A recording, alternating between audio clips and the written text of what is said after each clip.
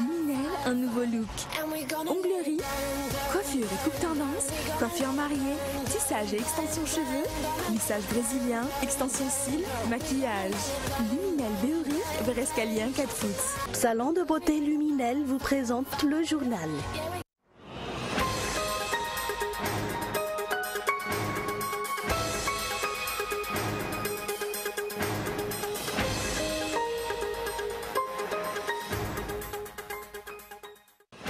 Si la passation a en effet été fixée pour aujourd'hui, samedi, le PDS a posé un lapin car il ne s'est pas rendu à l'hôtel de ville, là où la Laura Valmanan et le futur staff de celle-ci l'ont attendu.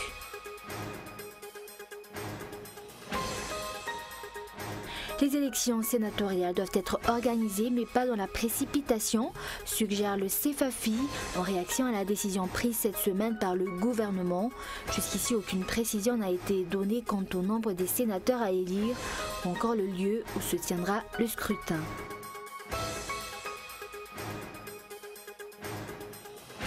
En Afghanistan, des médecins sans frontières demandent des clarifications après le bombardement de son hôpital. 9 employés auraient été tués, tous victimes d'un raid de l'aviation américaine.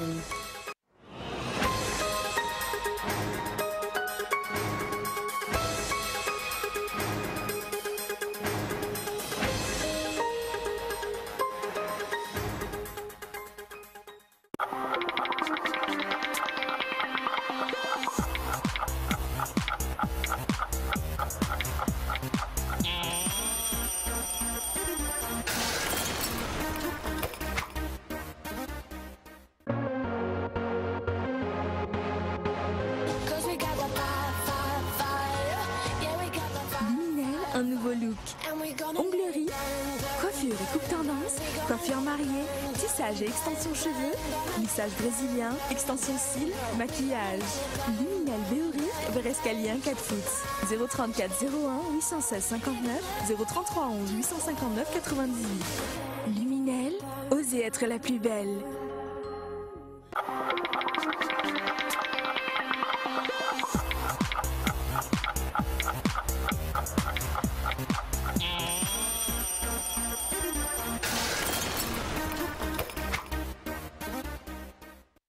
Bonsoir à tous et merci d'être fidèles à ce rendez-vous avec l'actualité en français sur Cool TV. À la une aujourd'hui, les élections sénatoriales doivent être organisées, mais pas dans la précipitation, suggère le CFAFI ou l'Observatoire de la vie politique, en réaction à la décision prise cette semaine par le gouvernement. Jusqu'ici, aucune précision n'a été donnée quant au nombre des sénateurs à élire ou encore le lieu où se tiendra le scrutin. Saoundjara Benarrive redoute en outre un faible taux de participation, étant donné que la date de l'élection tombe entre les périodes festives. Reportage de Zoura Koutenjing. La décision du gouvernement d'organiser les élections sénatoriales le 29 décembre continue de créer des remous. Pour les observateurs de la vie politique comme le CFAFI, le délai de 90 jours avant les élections pour convoquer les grands électeurs a été certes respecté, mais la tenue des élections pendant les périodes festives les préoccupe. D'après Saoundjara Benarrive, la Haute Cour constitutionnelle n'a pas précisé que les élections sénatoriales doivent se tenir avant la fin de l'année. Que nous ne savons pas aujourd'hui combien de sénateurs sont à élire par province. On ne sait pas donc si je suis un parti politique, je ne sais pas combien de dossiers de candidature préparés. Et tout cela pourtant doit se faire d'ici quelques semaines. La troisième chose, c'est que la Haute Cour constitutionnelle, dans sa décision de samedi dernier, a dit que l'élection peut avoir lieu en dehors de la saison sèche. Elle ne dit pas que l'élection doit avoir lieu avant le 1er janvier 2016. Donc on aurait pu attendre le mois de janvier ou février pour bien organiser et donner le temps à tout le monde pour se préparer. Le CFAFI redoute ainsi un faible taux de participation à cette élection dont le nombre des sénateurs à élire n'est même pas encore défini. Durant les régimes précédents, les effectifs des sénateurs étaient connus bien avant que les élections ne soient organisées. Du temps de Didier Ratsirek, les sénateurs étaient au nombre de 90, dont 30 nommés par le président de la République. Durant le régime Ravalmanan, ils étaient réduits à 33. Mais qu'est-ce qui bloque la passation de service entre le PDS Joseph Ramieramanen et la nouvelle mairesse Laura Valmanen? Cette question revient sur le tapis, surtout après ce qui s'était passé ce jour. Si la passation en effet était fixée pour aujourd'hui samedi, le PDS a posé un lapin car il ne s'est pas rendu à l'hôtel de ville, là où Laura Valmanen et le futur staff de celle-ci l'ont attendu. Reportage. Les doutes sont-elles fondés? Hier, le PDS de la capitale, Joseph Ramieramanen, a convoqué la presse pour faire savoir qu'il est prêt à effectuer la passation de service avec Laura Valmanen.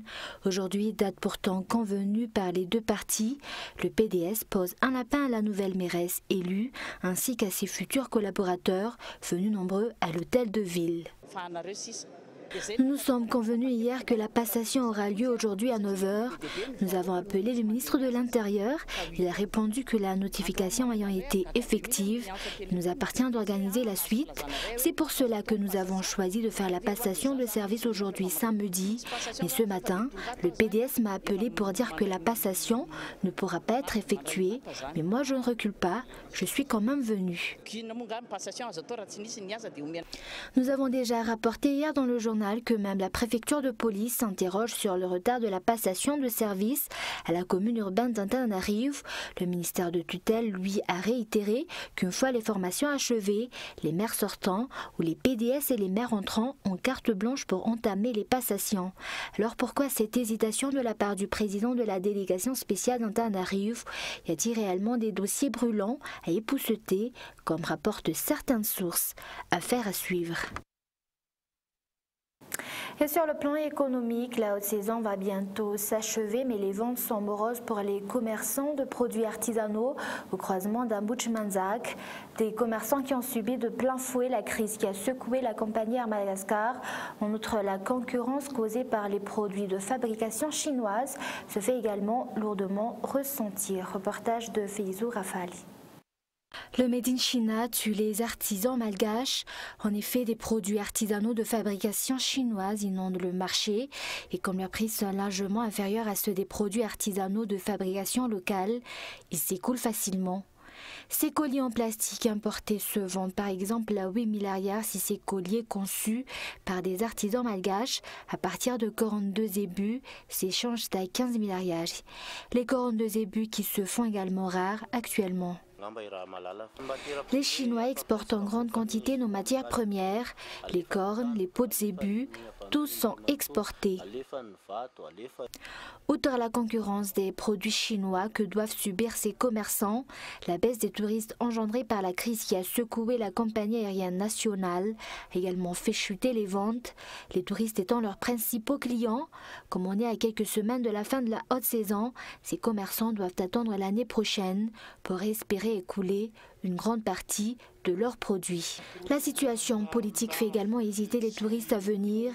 Quelquefois, nous rentrons à la maison avec seulement 1000 rials en poche. Face à cette situation, ces commerçants misent sur la clientèle locale pour booster leurs ventes et proposent ainsi des produits à prix abordables. Leur souhait, c'est de pouvoir bénéficier du marché de l'AGOA afin d'exporter leurs produits aux États-Unis. Et également dans l'actualité, le syndicat SPDDS continue de recevoir des plaintes émanant des Malgaches travaillant à l'étranger ou de leurs familles. De nombreuses Malgaches continuent d'ailleurs à être envoyées illégalement dans des pays arabes, malgré l'interdiction en vigueur depuis 2013, selon une source auprès du ministère du Travail. Reportage. Des employés malgaches qui ont travaillé à l'étranger ou bien leurs familles arrivent par dizaines chaque semaine pour porter plainte auprès du SPDDS, syndicat des professionnels diplômés en travail social. Malgré l'interdiction relative à l'envoi d'employés malgaches à l'étranger, ce syndicat ne remarque pas une baisse des plaintes reçues. En une année, 130 doléances ont été collectées. Dans la majeure partie des cas, lorsque leur contrat arrive à terme, leur employeur exige un renouvellement alors qu'elles ne veulent plus continuer à travailler. Lorsqu'elles sortent de leur lieu de travail, lorsqu'elles se promènent dans la rue, la police les interpelle et elles finissent en prison. C'était en 2013, face aux violences et maltraitances subies par plusieurs employés malgaches ayant travaillé au Liban ou d'autres pays arabes, que le gouvernement a décidé la suspension de l'envoi d'employés malgaches dans de nombreux nombreux pays comme le Liban, l'Arabie saoudite ou encore le Koweït. Le SPDTS avance que si les sorties illégales continuent, c'est qu'il y a une faille au niveau des contrôles. Madagascar n'a pas atteint les objectifs du millénaire pour le développement si l'État visait à réduire à 27,5% le nombre des analphabètes jusqu'en 2015.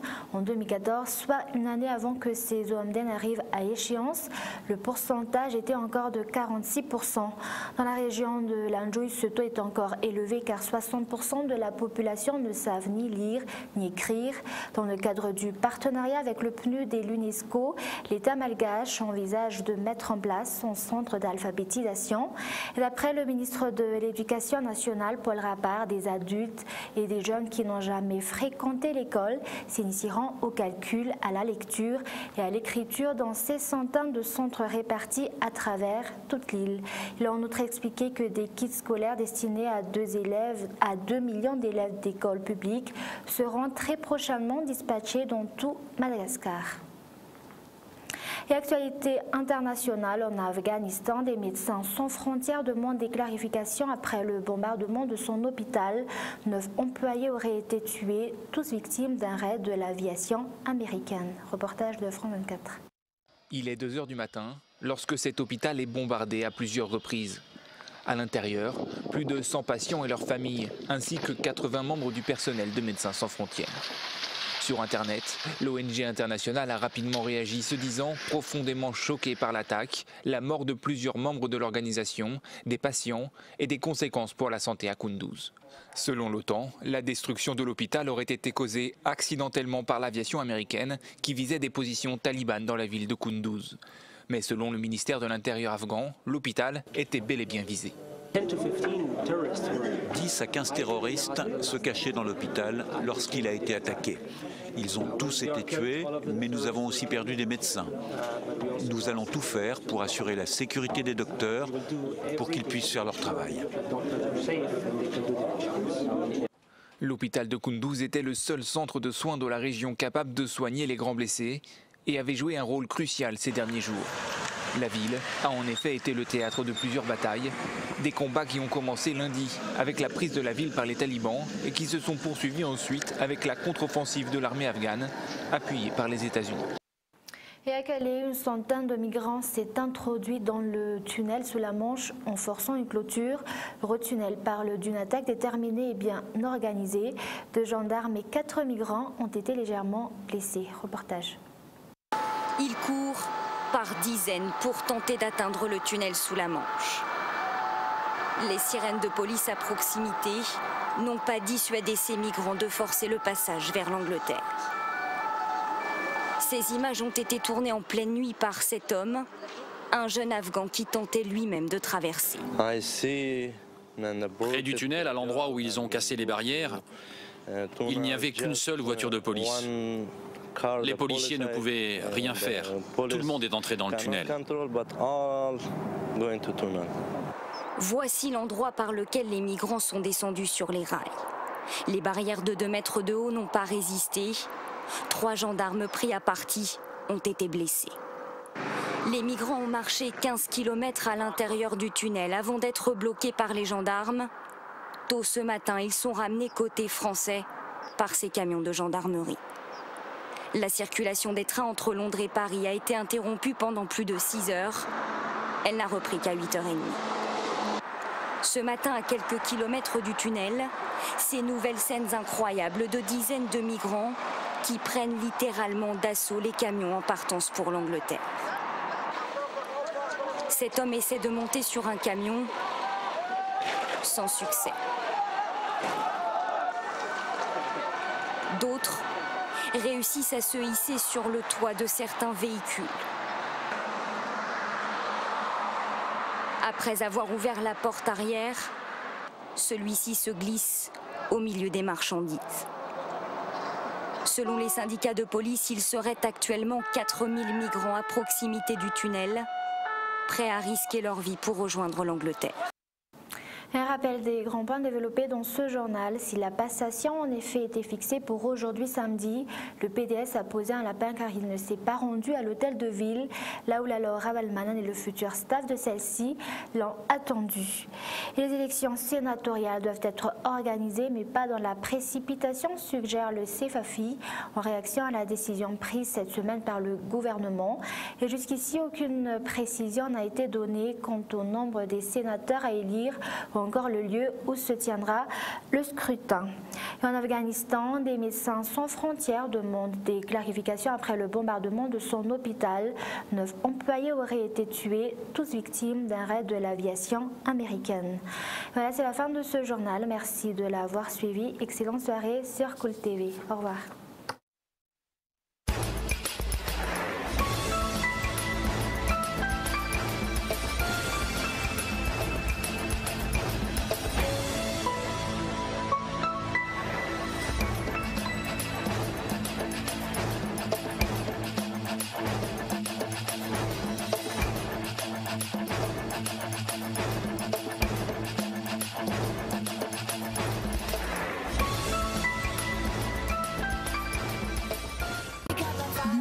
Un nouveau look. Onglerie, coiffure et coupe tendance, coiffure mariée, tissage et extension cheveux, lissage brésilien, extension cils, maquillage. Luminel Béoric, Brescalien 4 foot. Le journal vous a été présenté par Salon de beauté Luminel.